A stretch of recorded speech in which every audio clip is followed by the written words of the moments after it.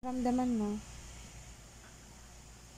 Anong nararamdaman mo? Nanenervyos ka na naman? Wala po naman.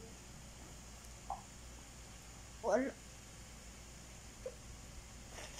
Ilabas mo, wag mong pigilin kung naiiyak ka. Mas masakit sa dibdib yun, anak.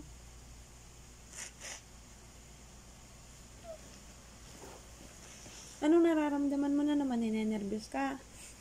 Wala naman po nininervyosan po ako. Madalungkot po. Bakit ka nga nalulungkot? Wala naman dahilan.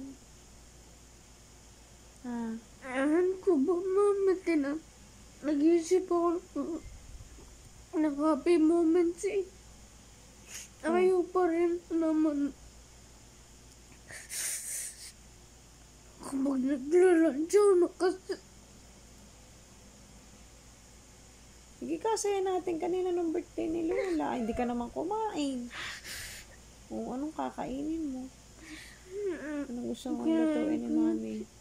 Dalawang chicken. O, chicken lang, mga 2 lumpia lang. 3 kaya, mami. 3 lumpia. Apa. Oh. Kamalungkot kasi anak. Wala ka naman dapat ikalungkot. Nandito si Mami. Si Daddy nagwo-work. Nandito mga kapatid mo. Ang nalulungkot lang yung walang kasama't nadamay. May nangyari ka sa school? Wala naman pala.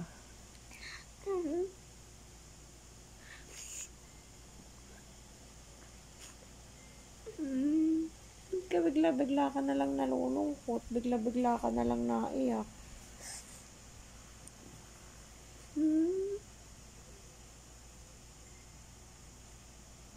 Ipapasyal ka na nga ni Daddy para umapi ka.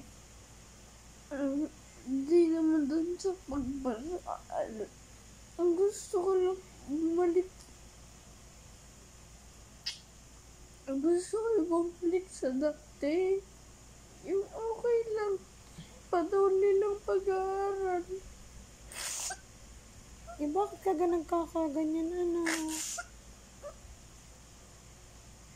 Para lang happy to sad eh. Bakit na? Wala namang dahilan eh.